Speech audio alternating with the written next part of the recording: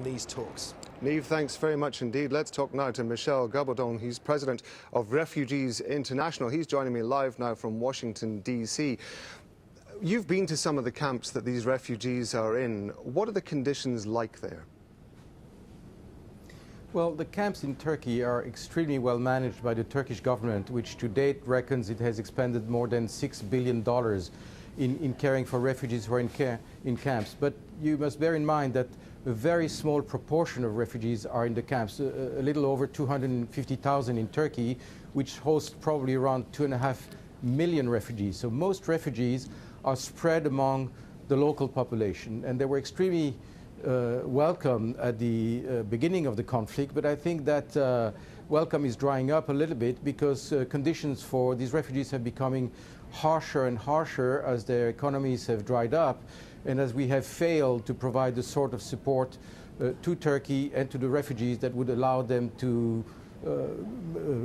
have a normal life in Turkey, in particular by accessing jobs. There was a lot of talk at the summit earlier on today about the amount of money that the EU was going to provide to Turkey, money which so far has been fairly slow to appear. How confident can you be as a refugee organisation that it's actually going to turn up? Well, I hope it will. I mean, so far, the funds provided by the international community have gone essentially to the humanitarian programs of the UN and of NGOs, and even these funds have not met the needs. This year, the UN appeal is barely funded above 45% of the needs. What has not been done to date is to provide development aid to countries like Turkey, but also to Lebanon and Jordan, to help them address the structural challenges that the presence of refugees create, like access to services, schooling, and the creation of jobs. You cannot do that without helping also the host population, and you need a real large-scale development program, and I hope the $3 billion that the EU is announcing will materialize.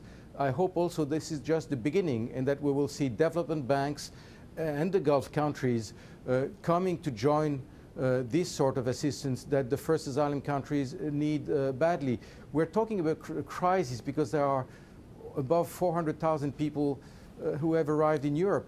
There have been 2.5 million in Turkey, over 1 million in Lebanon, and over 600,000 in Jordan for the past 4 years, and nobody talked about crisis in these days. I just want to ask you very quickly about the suggestion that refugees that have already arrived in Europe should be sent back to Turkey to begin their resettlement or their settlement process there. How likely is that going to happen? Well, I think it's extremely complicated and would be a waste of energy. I think for those people who are in Europe, they should be processed by Europe according to their criteria. They all signed the Refugee Convention, and those who qualify should be admitted, and those who don't qualify should be sent back to their country of origin. I think what should be developed in the future is an orderly way for people who want to go to Europe to leave Turkey, Lebanon, or Jordan, either through a resettlement program or to a labor migration program, or through student loans. There are all kinds of mechanisms that can be developed to alleviate the pressure on these countries and to give some hope to the refugees. Michel Gabaudan, President of Refugees International, thank you very much indeed.